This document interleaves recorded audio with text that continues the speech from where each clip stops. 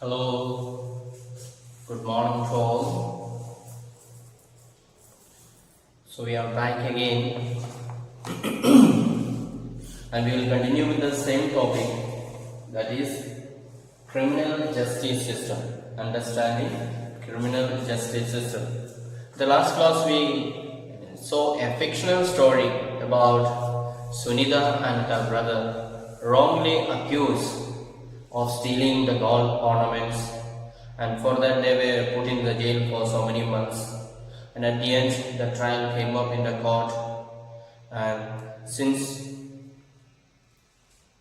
there was no evidence against Shanti, the only evidence was that 10,000 rupees was found from her box, so that she justified it was a saving, her saving.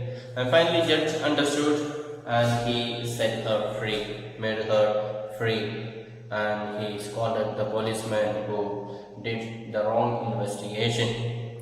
So today let us see about the role of police in investigating a crime. When somebody reports there is a crime, or when somebody files an FIR about a crime being happened, what is the role of the police? What will the police do? That is what we are going to see today.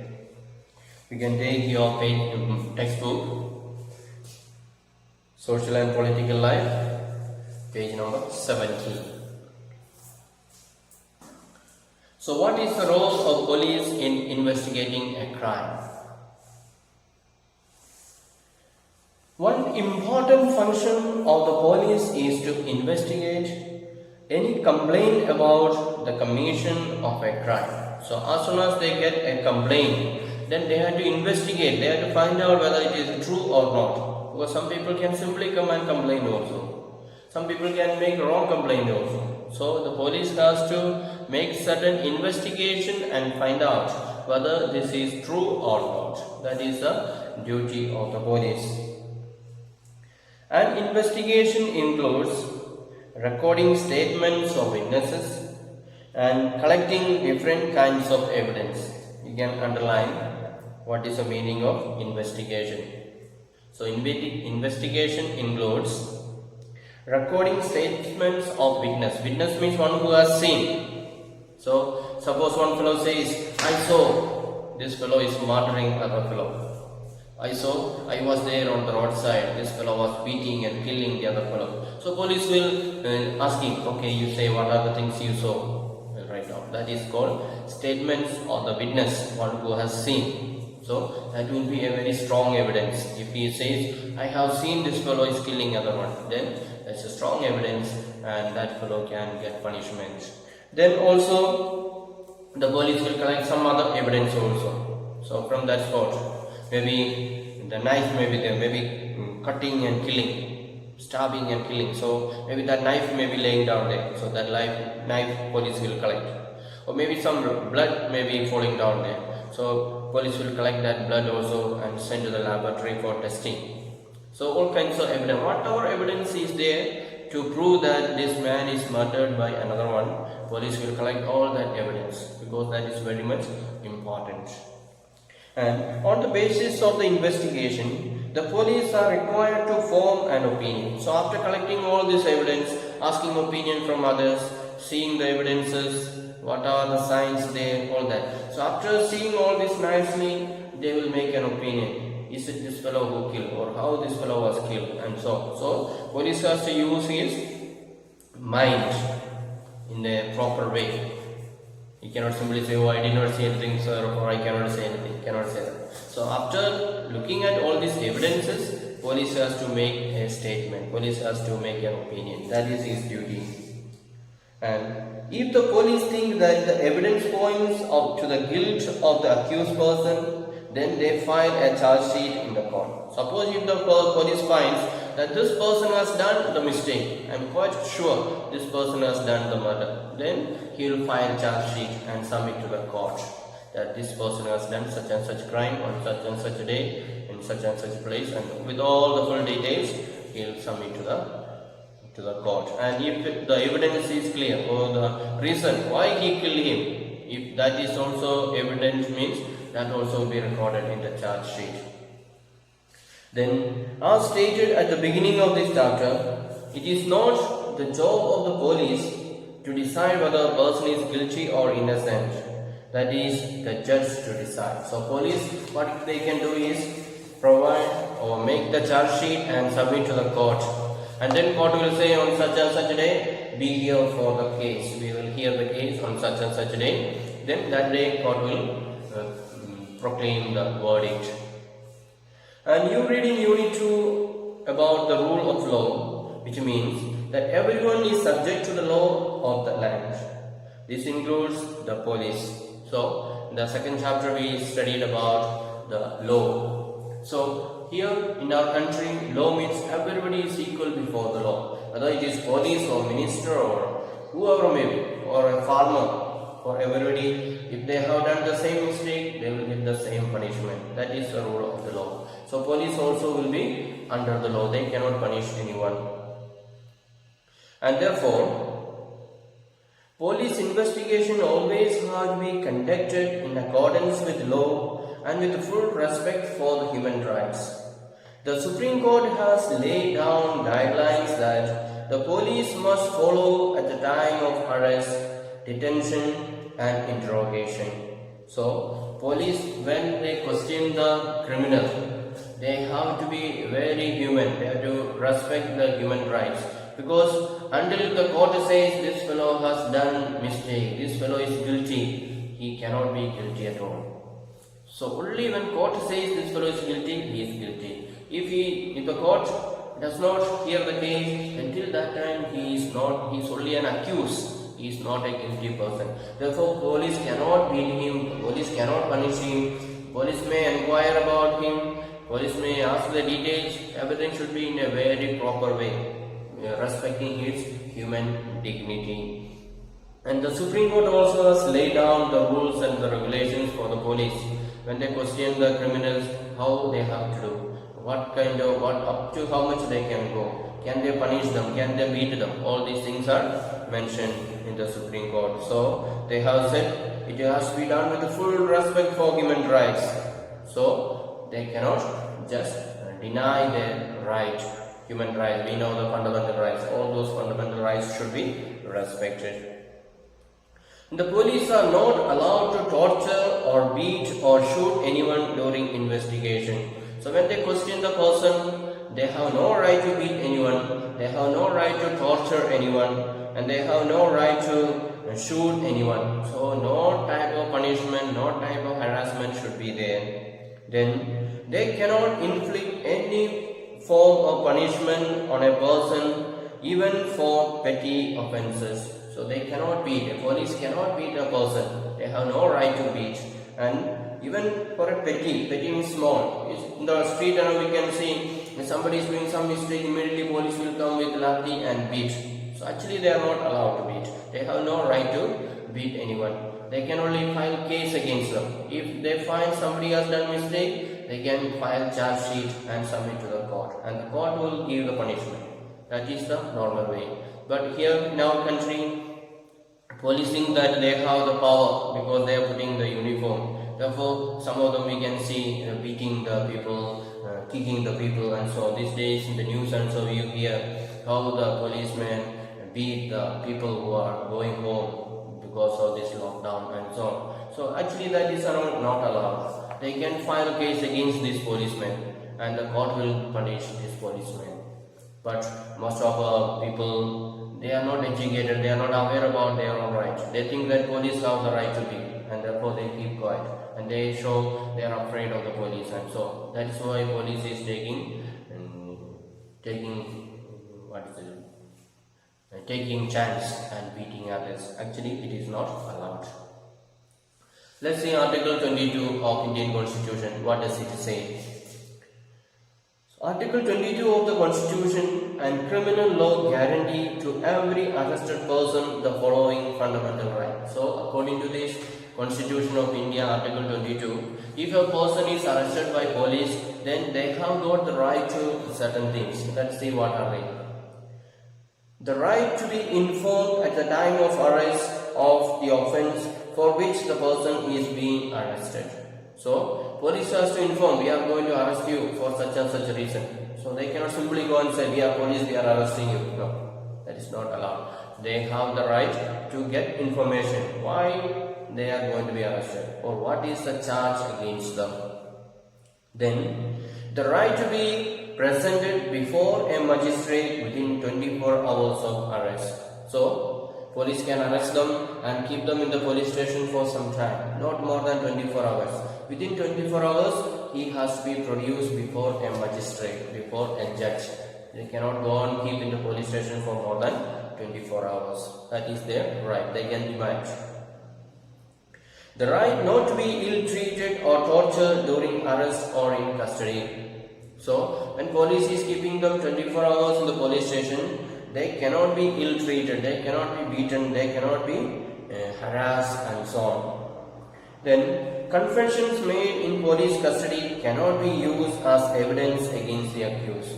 So, sometimes what happens is, police go and beat them and the fellow is about to die and they will say, okay, I only did a mistake, please forgive me and so on. They will accept. Though they have not done it, they will say, yes, I only did it. Because police is going on beating them.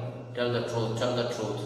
So, they may accept, yes, I only did, please don't beat again. In order to survive, in order to save their life, they will say that. But, the police cannot go and say in the court, yes, he accepted the crime, he is guilty. Cannot say. Whatever people say in the police station is not evidence against the accused. Police has to find out from other places, the witnesses, other evidences and so on. So these are the special cases or special power that is given to the person who is arrested. So a boy under 15 years of age and women cannot be called to the police station only for questioning. So if that accused person is 15 years old or less than 15 years old, and if it is a woman, then they cannot be called to the police station for questioning. Police may go to their house and question them at their house, but they cannot be called to the police station. So that is another power that is given to the people who are accused by the Constitution of India. Now some few points are given there. You can just read and see. The Supreme Court of India has laid down specific requirements and procedures that the police and the other agencies have to follow for the arrest, detention and interrogation of any person. These are known as D.K. Basu guidelines and some of these include. So, we said earlier, Supreme Court has made clear guidelines what the police has to do when they arrest a person.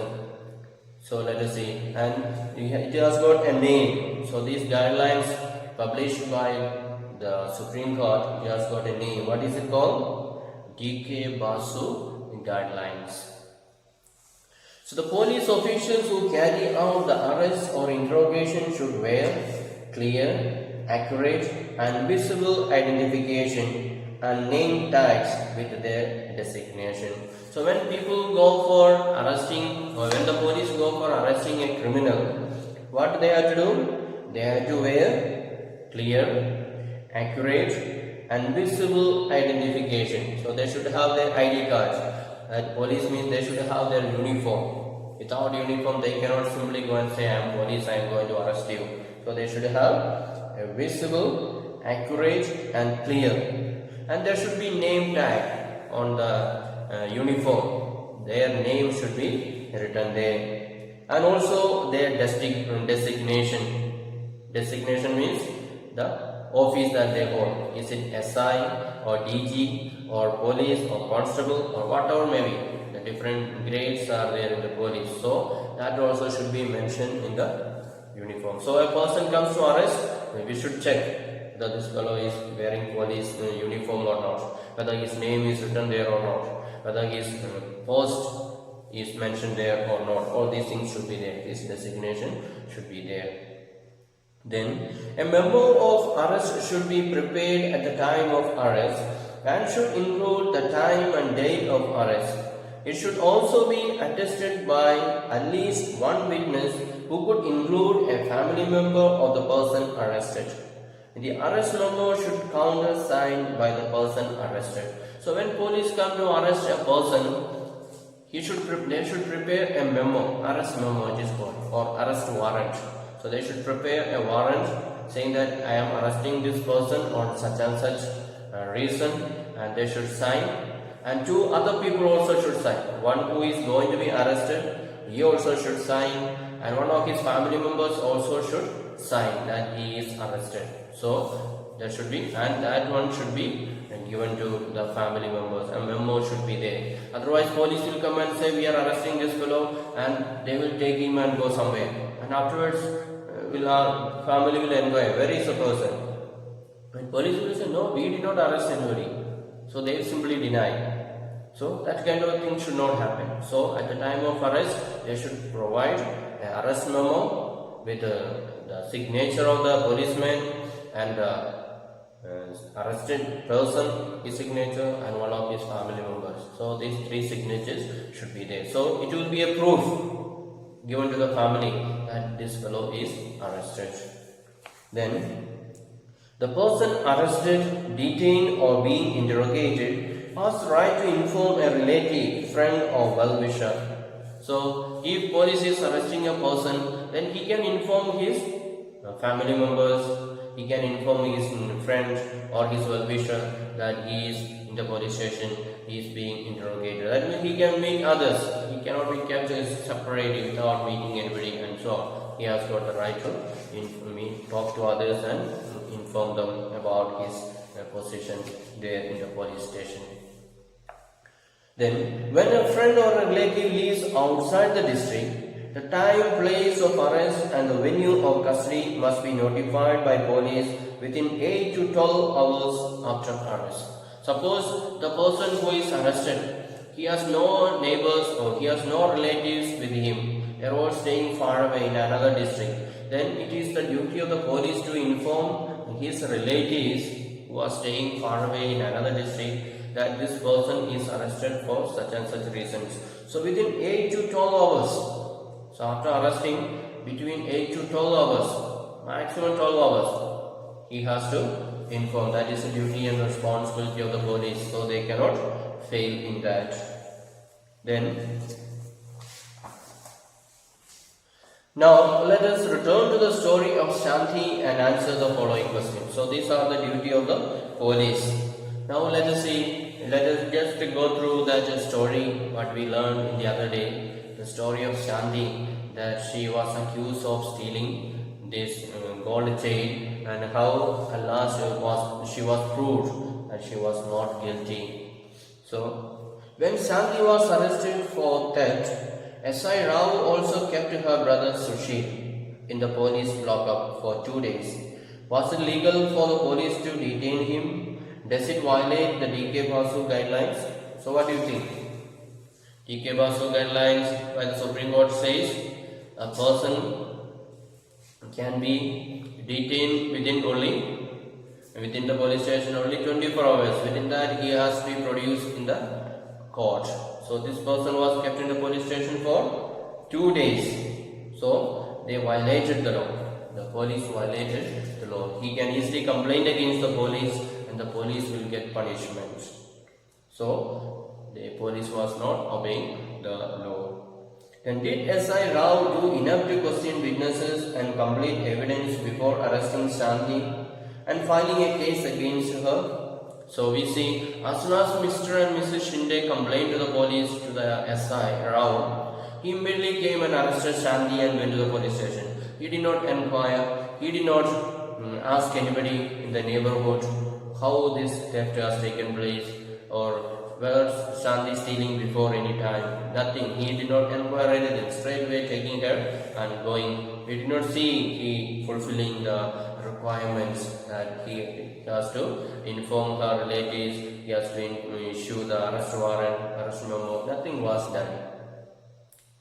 Then, in keeping with the duties of the police, as stated above, what else do you think S.I. Rao could have done as part of his investigation? So what do you think? S.I. Rao could have done something more to follow obey the Supreme Court direction? So as I said, he should have written the arrest warrant and make Shanti to sign and one of her relatives to sign or her brother to sign, all that. And he should have inquired from where she got this 10,000 rupees. He could have inquired nearby jewelry shops where Shanti sold this. So their accusation was Shanti stole this gold ornaments and sold in the shop and got money. So he should have made inquiry and find out whether she has really sold the gold or not. So he did not do anything on his part. He was simply influenced by Mr. and Mrs. Shinde, and he wanted to do a favor to them by arresting Shanti and accusing her of stealing and so on. So that's why at the end of that verdict, God was not happy with the decision made by S.I. Rao, the way he was conducting the inquiry. So the judge was calling him. Then now let us take a slightly different scenario. Shanti and her brother Sushil go to the police station to complain that Mr. Shinde's 20-year-old son had stolen rupees 15,000 that they had been saving up. Suppose Shanti was saving money. Let's say she was saving 15,000 and Mr. Shinde's son stole away that money for him to enjoy his life outside.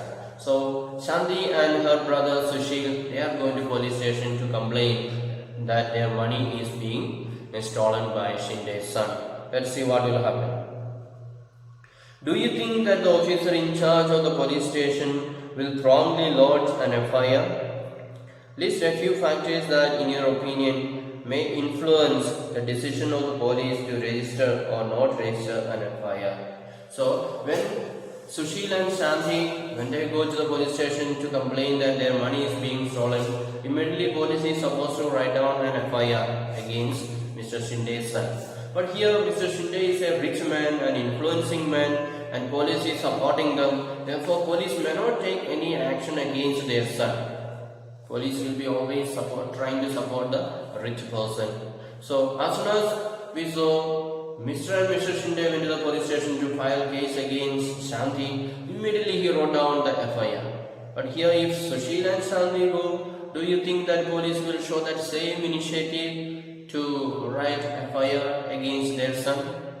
I don't think so, is it not? Because Mr. and Mrs. Shinde, very influential people, they are rich people, and so police will be trying to help the rich people and not the poor people. So that is the situation in our country. The police, they are not exactly following the rules and they are not following their duty exactly. They are just trying to do some favor to the rich people and ignoring the problems of the people, not helping the poor people, and so that is what is happening in our country in many places. That's why the poor people very often they find difficult to get justice, or many months they have to spend in the jail. At last they may get some justice, so their life is ruined.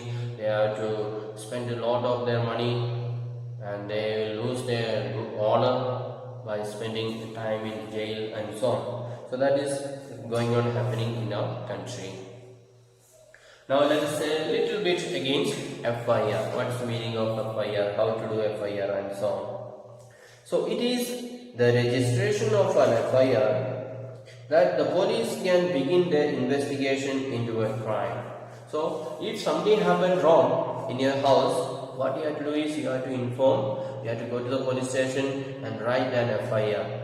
For example, somebody has stolen money from your house. When you were outside, somebody broke the door open your house and took the money away and went away. You don't know who. So you got to go to the police station and file an FIR, first information report. You did not see who stole the money, but you saw the door is broke open, the money where it was kept, that alamara also is broken and the money is missing. How much money, when it happened, what time you were, where were you, where did you go, what time you went away from the house. All those things you have to say in detail and you have to write FIR. And you have to say if you are doubting anybody, are you doubting anybody, all those things you have to mention an FIR. Then only police can begin a case. Otherwise, police will not do anything. If you don't go and complain, the police will not take any action. So first thing what the people have to do is they have to file an FIR.